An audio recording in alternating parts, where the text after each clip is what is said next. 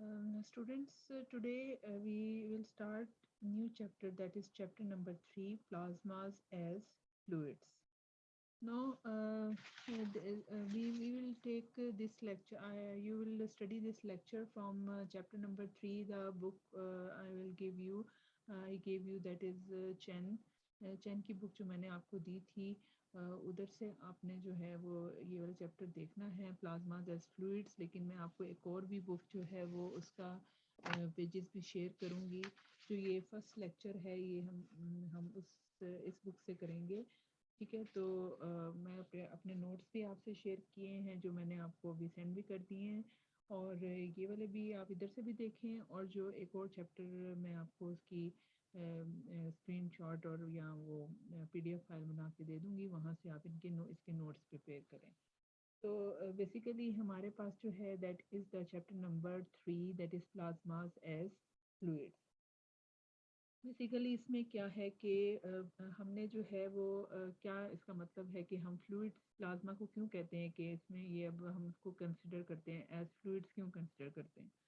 तो बेसिकली आपको पता है कि जब हमने लास्ट चैप्टर पढ़ा था, दैट इज सेकंड चैप्टर, उसमें हमने सिंगल पार्टिकल मोशन देखी थी।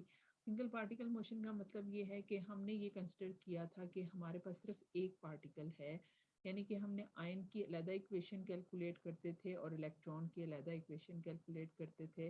मतलब हम सिंपल जो भी एक दफ़ा में सिर्फ एक पार्टिकल को ही कंसिडर करते थे।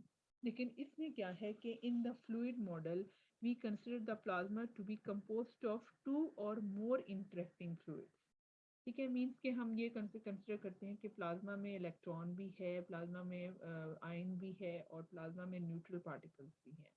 ठीक है, तो हम दोनों को, जब हम एक से ज़्यादा इंटरेक्टिंग पार्टिकल्स को जब हम कंसिडर करते हैं तो हम उसको फिर कहते हैं कि प्लाज्मास एज फ्लूइड्स। ठीक है।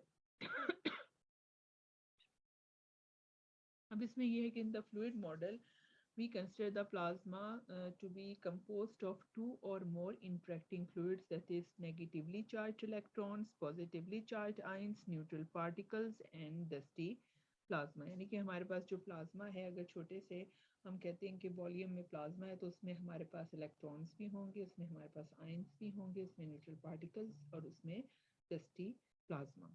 ठीक है, अगर हम सिंपल केस की बात करें तो हम ये ज़्यादातर ये कंसिडर न्यूट्रल पार्टिकल्स को भी कंसिडर नहीं करते, we consider only the electrons and ion plasma. ठीक है, तो न्यूट्रल फ्लूइड जो है वो हमारे पास ये है कि द न्यूट्रल फ्लूइड इंट्रैक्टिंग, जो न्यूट्रल फ्लूइड होता है ना, वो इंट्रैक्ट करता है, आयन से भी इंट्रैक्ट करता है और इलेक्ट्रॉन से भी इंट्रैक्ट करता है थ्रू कुलियंस। ठीक है, बेसिकली हमारे पास जो हम ये कंसिडर करते हैं कि एक वॉल्यूम है, उसके अंदर अगर हमारे पास इलेक्ट्रॉन्स भी हैं, आयंस भी हैं, जो न्यूट्रल होंगे। न्यूट्रल का मतलब ये है कि न्यूट्रल में आयंस भी हो सकते हैं, इलेक्ट्रॉन्स भी हो सकते हैं। वो आयंस जो हैं वो आयन इलेक्ट्रॉन से कोलाइड कर कुलियन उनमें होते हैं, क्योंकि अट्रैक्शन होती है आयन और इलेक्ट्रॉन की, तो उससे भी कुलियंस होते हैं। मैं बेसिकली क्या होता है कि जो प्लाज्मा होता है उसके अंदर कुलियंस हो रहे होते हैं। But ions and electrons will interact with each other even in the absence of कुलियंस। अब ions and electrons जो हैं वो अगर कुलियन ना भी हो तो तब भी वो आपस में इंटरेक्ट करते हैं। किस वजह से? Due to the electric field and magnetic field. ठीक है, तो हमारे पास जो है वो कुलियन टर्म को अगर हम निगलेक्ट भी कर दें, कुलियंस को अगर हम निगलेक्ट भी कर दें, तब भी हम ये कहते हैं कि आयंस और इलेक्ट्रॉन्स में इंट्रैक्शन होती है, और वो because they are oppositely charged particles. तो इंट्रैक्शन तो उनमें होगी, अट्रैक्शन उनमें होगी, फोर्स ऑफ अट्रैक्शन। तो जो equation of motion of single particle जो है वो हमने जो पहले डिस्कस कर रहे थे, पहले हम करते आए हैं, वो हमारे पास क्या है, M D V by D T is equal to Q E plus V cross B, को आप इक्वेशन नंबर 1 कह लें। अच्छा, बेसिकली हमारे पास जो है अब हम जो है वो एक इस जो डेरिवेटिव है D V by D T, इसको हम डिस्कस करेंगे। और हम इसको देखेंगे कि अगर हमारे पास, अगर हम प्लाज्मा को एज फ्लूइड्स लेते हैं, मीन्स हम कहते हैं कि देर आर वन और more interacting particles in the plasma, तो तब हम ये जो हमारे पास M D V by D T है ये चेंज हो जाता है कि कनेक्टिव डेरिवेटिव में चेंज हो जाएगा, मतलब कॉन्वेक्टिव डेरिवेटिव। इस वजह से क्योंकि यहाँ पे हमारे पास क्या है कि यहाँ पे हमारे पास सिंगल पार्टिकल नहीं है, हमारे पास जो है वन और to or more interacting particles हैं। तो हम यहाँ पे जो है ये जो डेरिवेटिव है D V by D T, ये हमारे पास इसकी जो है ये थोड़ा सा चेंज हो जाएगा, और उसको हम क्या कहेंगे, that is the convective derivative. ठीक है, तो हमारे पास जो है वो कॉन्वेक्टिव डेरिवेटिव हो जाएगा। अब जो there are two assumptions to make, हमारे पास दो एजम्पशंस हैं जो हमें करनी है, और उसमें हम फर्स्ट एजम्पशन जो पहले भी हमने कहा कि बेसिकली अगर हम कुलियंस को निगलेक्ट भी कर दें तो उसके बाद भी हमारे पास जो है वो हम इंट्रैक्शन फिर भी होगी। तो हम सबसे पहले तो ये एज्यूम कर देते हैं कि देयर आर नो कुलियंस। ठीक है, उसके बाद हम ये कह देते हैं कि कोई भी टेम्परेचर का इफेक्ट नहीं है और कोई भी थर्मल मोशन नहीं हो रही। हमारे पास अच्छा हम ये कंसिडर करते हैं कि इसके अलावा हम ये भी देखते हैं कि अगर हम आयंस की बात करें तो सारे आयंस जो हैं वो एक साथ मूव करें, यानी कि सब आयंस, सब इलेक्ट्रॉन्स और न्यूट्रल पार्टिकल सब एक साथ ही मूव करें। सब की हम ये कंसिडर कर लेते हैं, ये नहीं कहते कि एक की वेलोसिटी कम है, एक की वेलोसिटी ज़्यादा है, उसकी वेलोसिटी और ज़्यादा है। हम ये कंसिडर करते हैं कि सारे इलेक्ट्रॉन्स आयंस सब एक ही वेलोसिटी के साथ मूव कर रहे हैं। मतलब इसको जनरलाइज सा कर देते हैं कि हम हर की वेलोसिटी, यानी कहते कि आयन की वेलोसिटी u1 है, v1 है, और इलेक्ट्रॉन की वेलोसिटी v2 है, और न्यूट्रल पार्टिकल्स की वेलोसिटी v3 है। हम चेंज नहीं कर, हम ये कंसिडर करते हैं कि all the particles in a fluid element will move together. The average velocity u of the particles in the fluid element is the same as the individual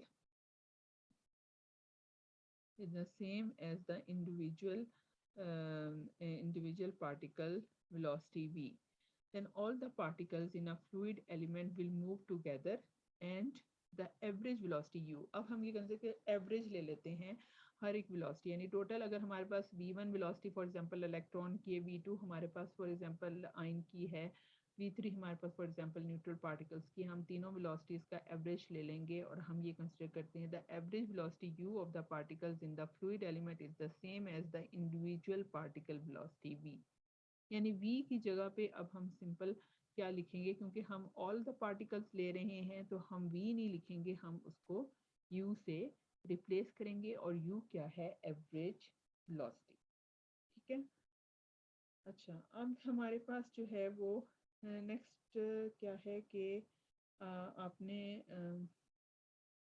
fluid equation is obtain simply by multiplying equation. अच्छा, इसके अलावा एक और चीज, एक और assumption हमारे पास ये है कि हमारे पास यहाँ पे मतलब हमने u और v को आपस में रिप्लेस कर दिया, हमने कह दिया कि अब हमारे पास सिंगल पार्टिकल मोशन नहीं है, हमने ऑल द पार्टिकल्स की बात करनी है, तो हम सिंपल v को u से रिप्लेस कर दें। ठीक है, अच्छा अब नेक्स्ट जो है,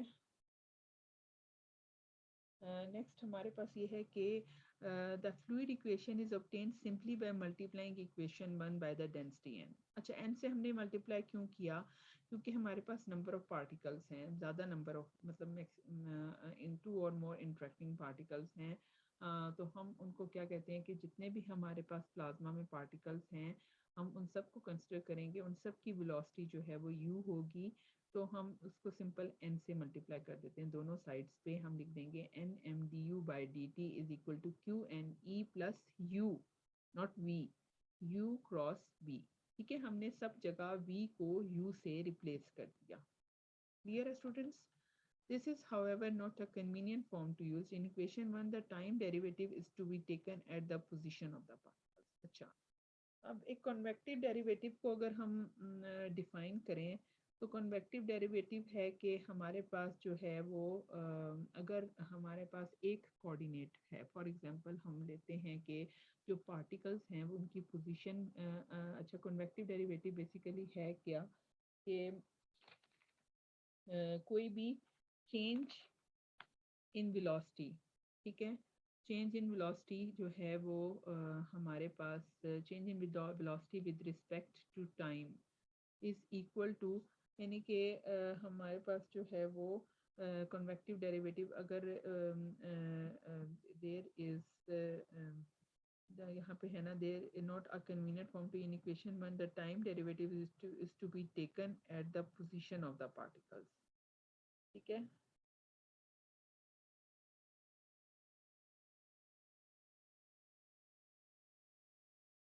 is to be taken at the position of the particles. अब हमारे पास ये है कि अगर कोई बेसिकली हमने इस चीज़ को डिफाइन करना है, ये D U by D T. ठीक है, कन्वेक्टिव डेरिवेटिव क्या है? The change in velocity with respect to time. अब ये जो वेलोसिटी है ये किस किस पे डिपेंड कर रही है? फॉर एग्जांपल ये वेलोसिटी जो है वो चेंज हो रही है, उसका अगर हम ये कह देते हैं कि that changes with respect to position and with respect to time, यानी कि depends upon x and t।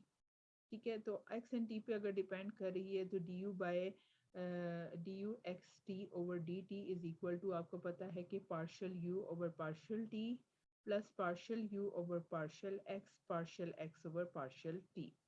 ठीक है, इसको इस तरह से हम लिखेंगे।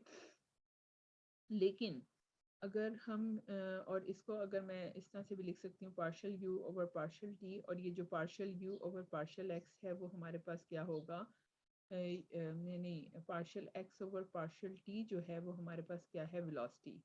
तो that is u x, velocity in the direction of x।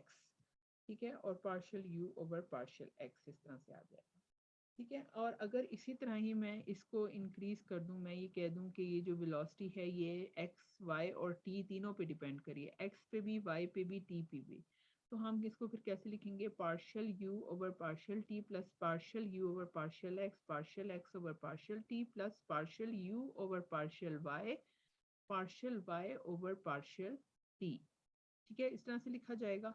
लेकिन अगर हम थ्री डायमेंशंस की बात करें कि हमारे पास थ्री डायमेंशन मीन्स के X Y Z and time, तीनों मतलब एक और डायमेंशन, फोर डायमेंशंस कह लें आप इसको, तो उसके बाद हमारे पास क्या आ जाएगा, D U X Y Z T over D T.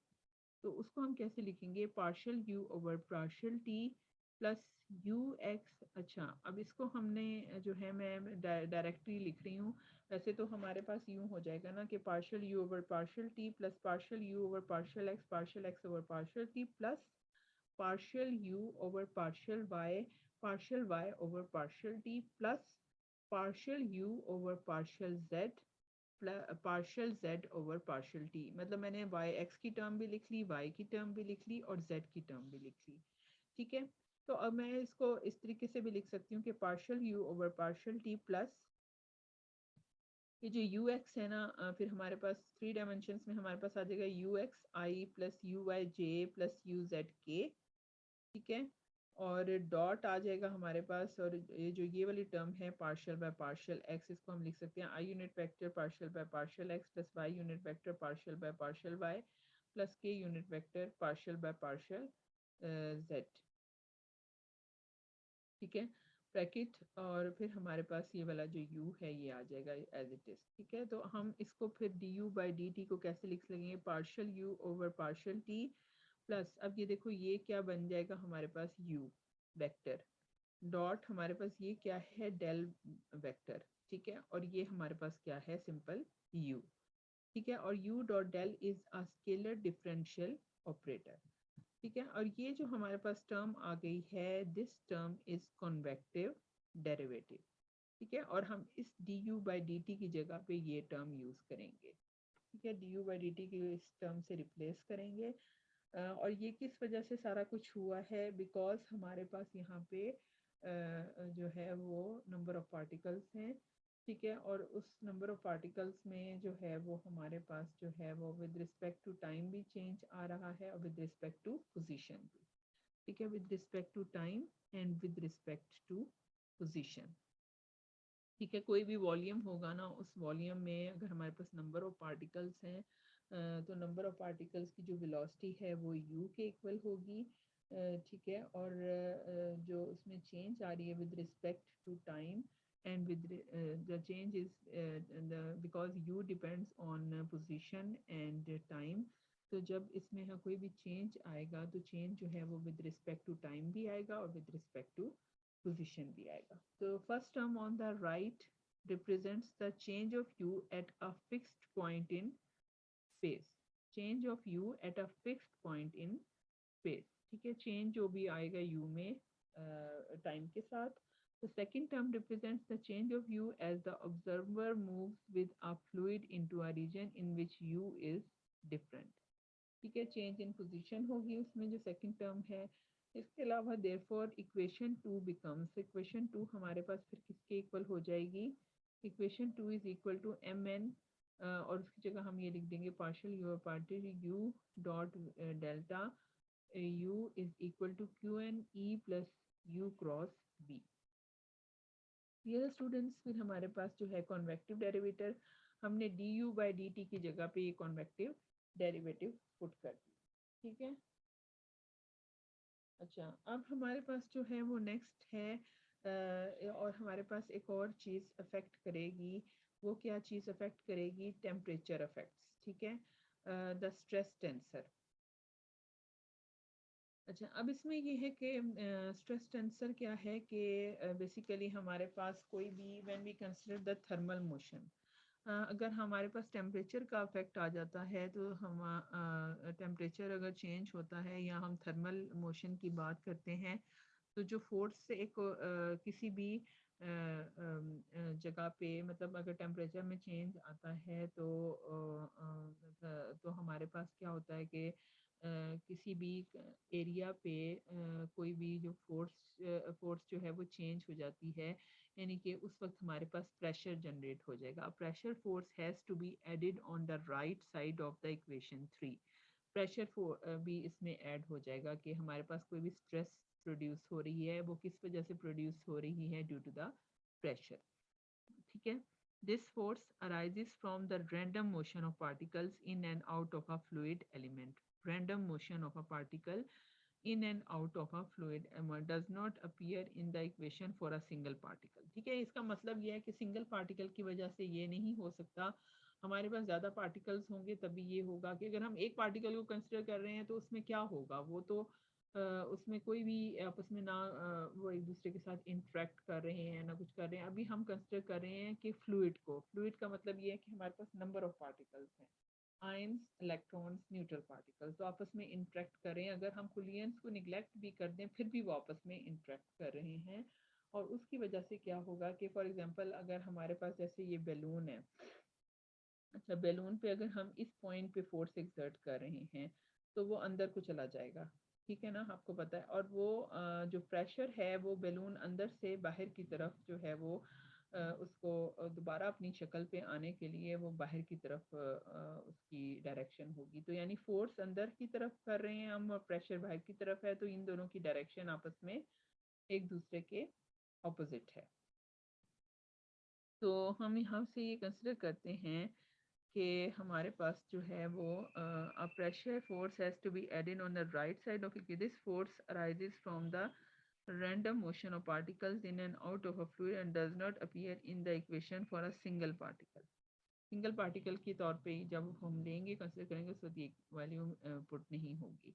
तो हमारे पास देयरफॉर इक्वेशन 3 बिकम्स, हम सिंपल ये कह देते हैं कि हमारे पास क्या होगा कि माइनस का साइन क्यों आया? क्योंकि फोर्स और प्रेशर की डायरेक्शन जो है वो ये बेसिकली फोर्स है ना, ये फोर्स है, ठीक है। आपको पता है ना F is equal to Q E plus B cross B है। तो ये इक्वेशन जो है ये फोर्स है। अब फोर्स जो है जब हम फोर्स की जगह पे वैल्यू पुट करेंगे तो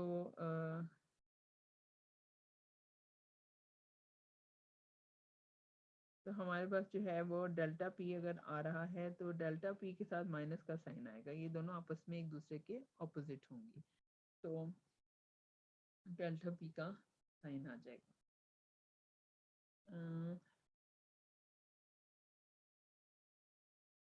नोट हमारा this we have obtained through net gain in momentum। Here we have assumed that fluids is same results hold in x y z direction। Isotropic का मतलब ये है कि आइसोट्रॉपिक हमारे पास क्या होता है कि isotropic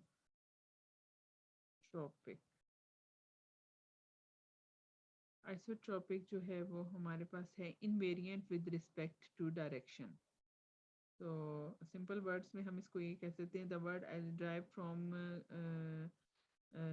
isotropic meaning has the same properties in all directions. Isotropic का मतलब ये है, it has the same properties in all directions. ठीक है।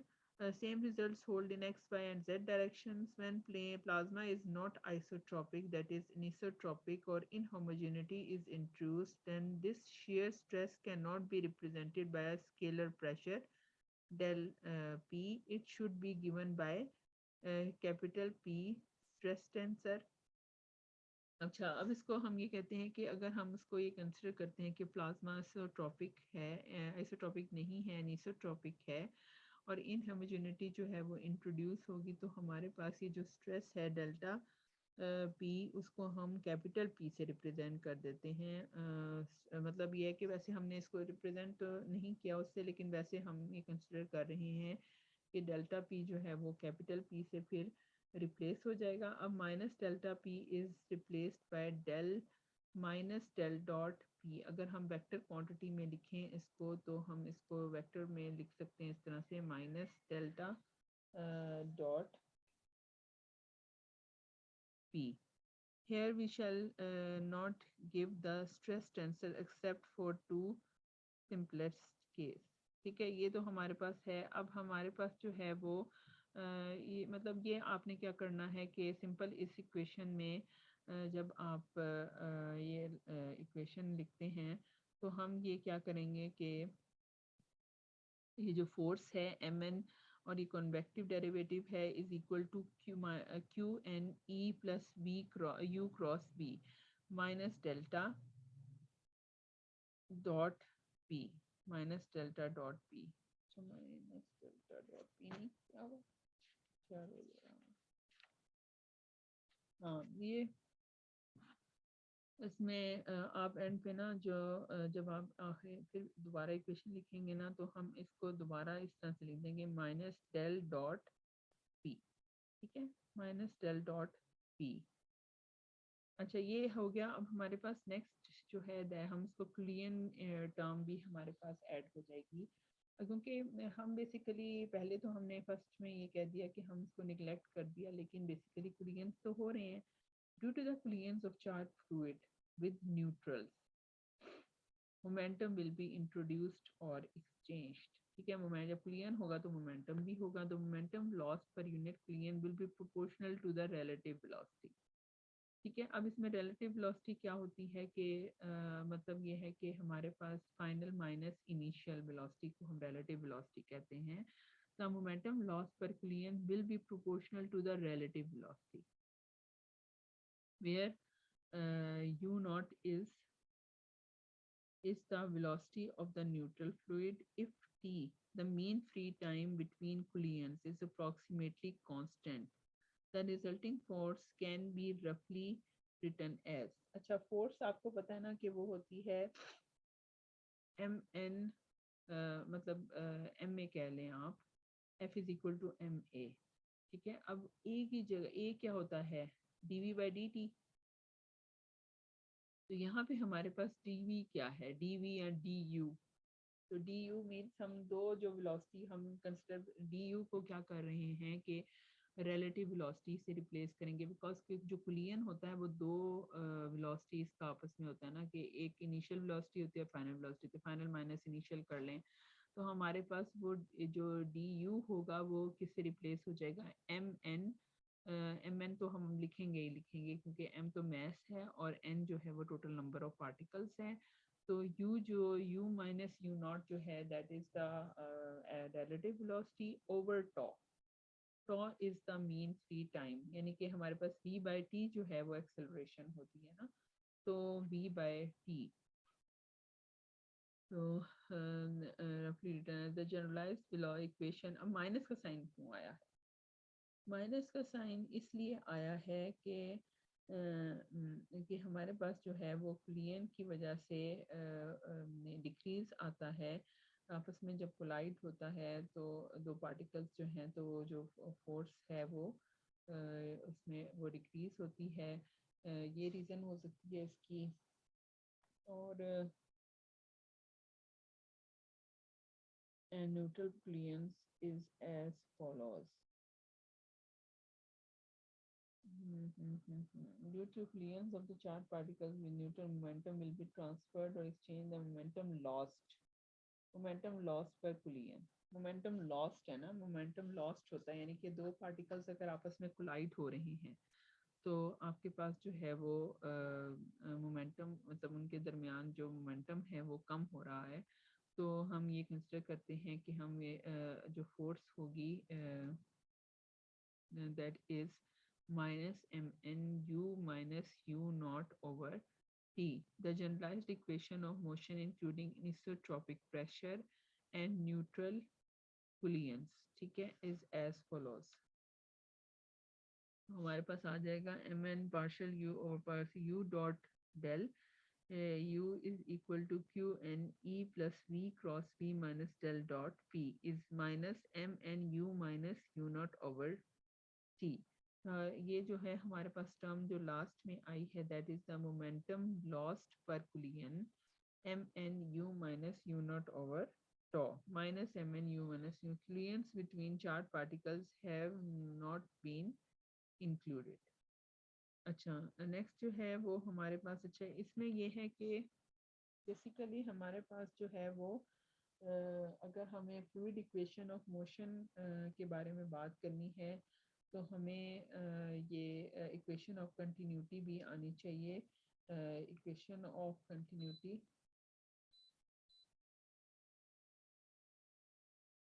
अच्छा इक्वेशन ऑफ कंटिन्यूटी का क्या मकसद है कि हमारे पास जो है वो जब भी फ्लूइड इक्वेशन ऑफ मोशन की बात करें, थ्री इक्वेशंस जो हैं वो हमें लिखनी है होती हैं. मतलब एक equation of fluid equation of motion में हमें इक्वेशन ऑफ कंटिन्यूटी जो है उसके बारे में बताना है, equation of state and momentum equation, ठीक है. बेसिकली हमारे पास जो है वो और जो इसमें जैसे हमने शुरू में लिखा ये वाली जो इक्वेशन है, ये वाली, ठीक है. इसमें हमने जो इक्वेशन वन थी, इक्वेशन वन हमने जो थी वो पहले लिखी, उसके बाद हमने उस इक्वेशन को जो उसमें वी था उसको यू से रिप्लेस कर दिया और एन से बोथ साइड से एन से मल्टीप्लाई कर दिया, ठीक है. उसके बाद हमारे पास ये जो D U by D T है इसको हमने चेंज कर दिया कॉन्वेक्टिव डेरिवेटिव में, ठीक है. और उसके बाद हमारे पास जो है वो हमने जो है वो एक टर्म लिखी यानी कि मोमेंटम, मोमेंटम इक्वेशन भी इसको हम कह सकते हैं, equation due to the temperature effects भी कह सकते हैं, equation two to due to stress tensor भी हम इसे कह सकते हैं.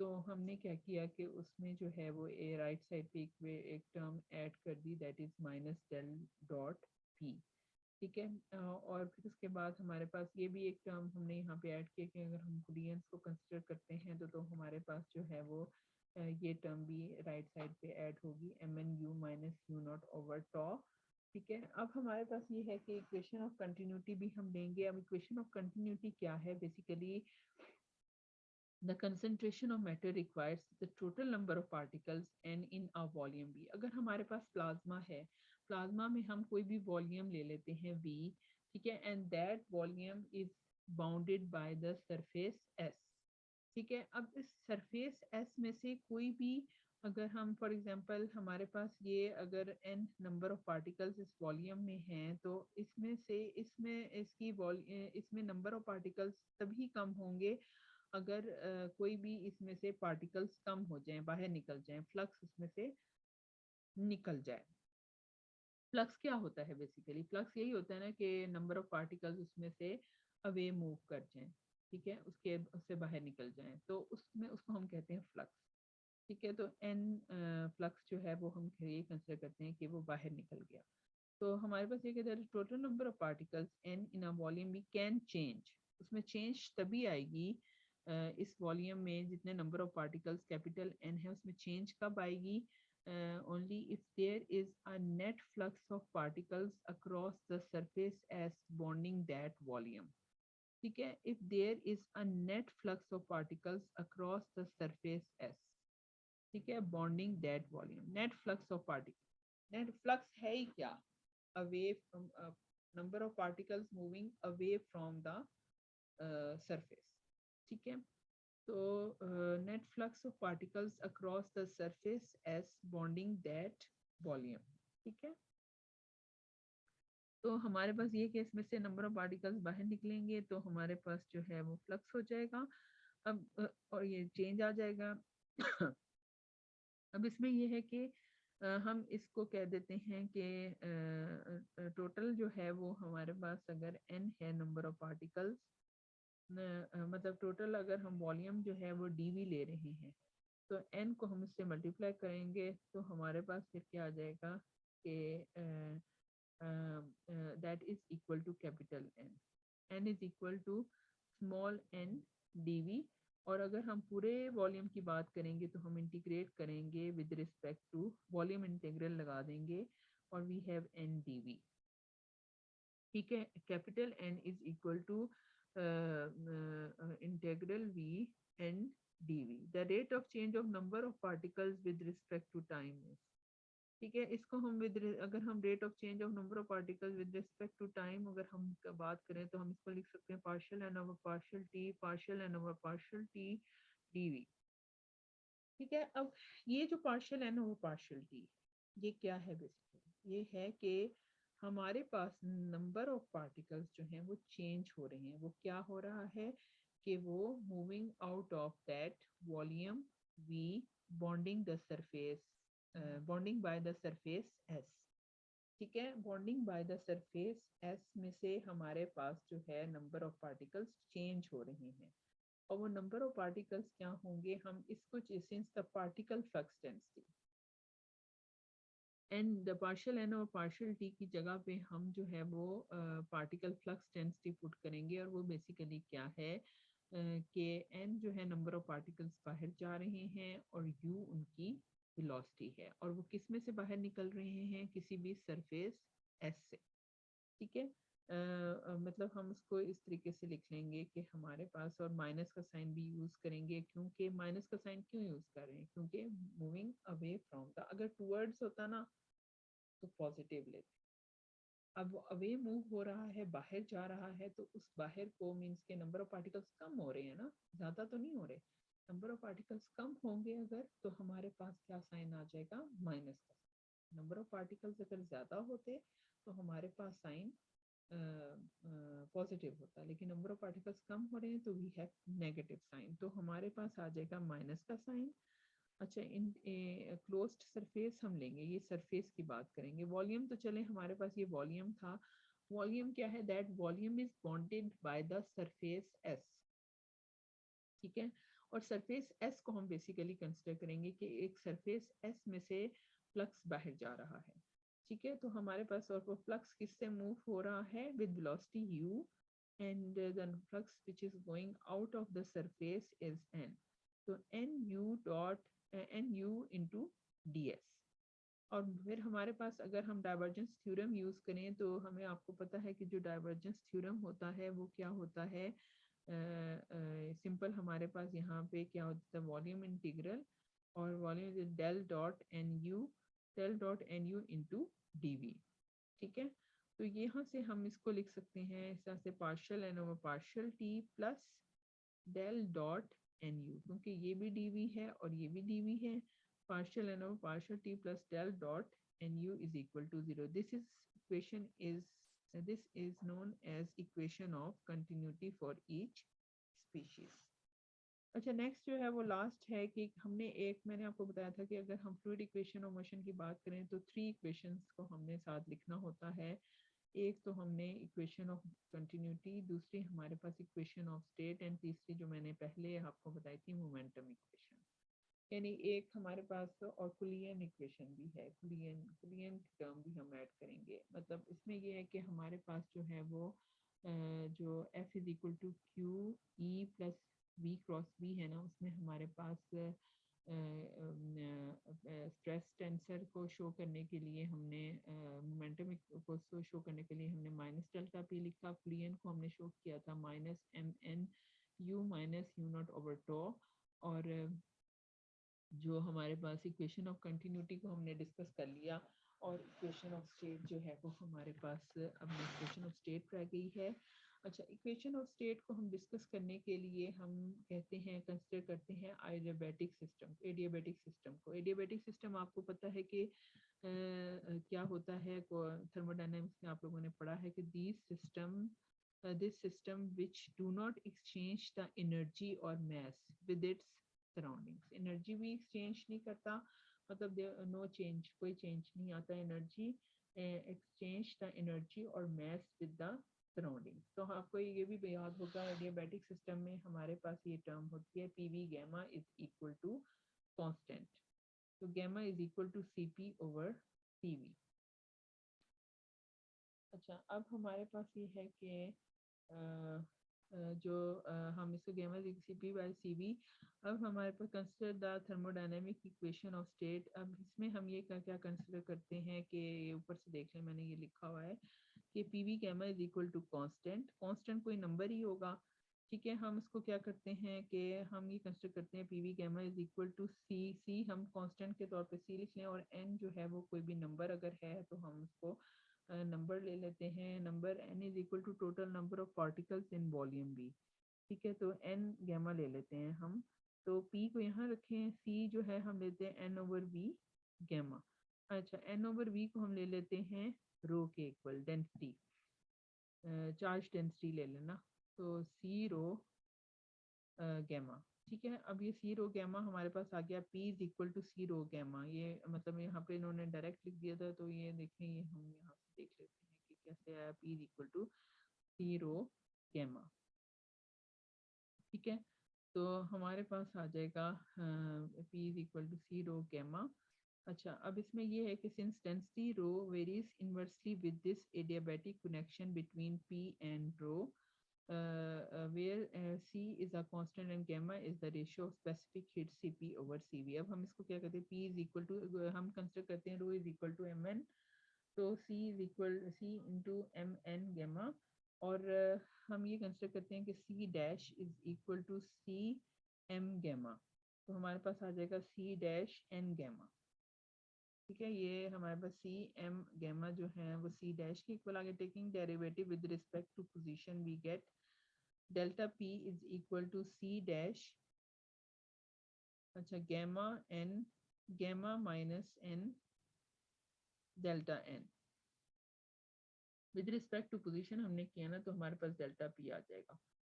Partial P over partial X को हम डेल्टा पी भी लिख सकते हैं, partial N over partial X को हम डेल्टा एन भी लिख सकते हैं। तो gamma C dash N gamma N minus one delta N, ठीक है। डेल्टा पी हमारे पास क्या हो जाएगा, ये वाला गैमा एज इट इज आ गया। We have delta N over N, ये एन मैंने नीचे ले आई, डेल्टा एन ओवर एन। और सी डैश एन गैमा किसके इक्वल है, सी डैश एन गैमा, यहाँ से देखें ये है इज इक्वल टू पी। तो C dash N gamma into P, P is equal to C dash N gamma, delta P over P is equal to minus gamma delta N over N, delta P is equal to P gamma delta N over N, ठीक है। तो यहाँ से हमारे पास आ जाएगा। अच्छा, ये P जो है वो फॉर आइसोथर्मल कंप्रेशन भी है, P is equal to N K T, तो delta P is equal to N K T gamma delta N over N, we have gamma K T delta N, ठीक है। ये हमारे पास डेल्टा P जो है वो gamma K T delta N की, ठीक है। That's today's lecture is up till this, क्योंकि ये हमने न्यू चैप्टर स्टार्ट किया है और मैं चाह रही हूँ कि आप लोग अच्छे से इसके नोट्स बना लें, तो हम आज यहाँ तक ही करेंगे। इंशाल्लाह नेक्स्ट जो है हम इसमें वीक में टॉपिक्स जो है वो कुछ बकायदा complete set of fluid equations ये डिस्कस करेंगे, और इसके अलावा दो तीन और टॉपिक्स हैं, ठीक है। तो हम अभी आप लोग यहाँ तक कर लें, इंशाल्लाह जो है वो मैं इसके और भी आपको नोट्स अभी शेयर कर देती हूँ, और ये आपको वीडियो भी शेयर कर दूँगी, तो आप लोग जो है यहाँ से देख लें। इसके अलावा मेरे पास और भी दो वीडियोस और भी हैं, जो इंडियन वीडियो है इंडियन मैन की, तो वो भी आप अगर आपको फॉर एग्जांपल यहाँ से समझ नहीं आ रही है किसी चीज़ की, तो आप उधर से भी देख सकते हो, लेकिन आपके लिए मेरा हाल है इतना आप लोग समझ लो तो काफ़ी है। बुक से देख लो, समझ लो, ठीक है। जो बुक्स में नोट्स वगैरह हैं वहाँ से मैं आपको दे देती हूँ, वो भी आप देख लो और आप इसके नोट्स बना के मुझसे शेयर कर लेना, ठीक है। Thank you.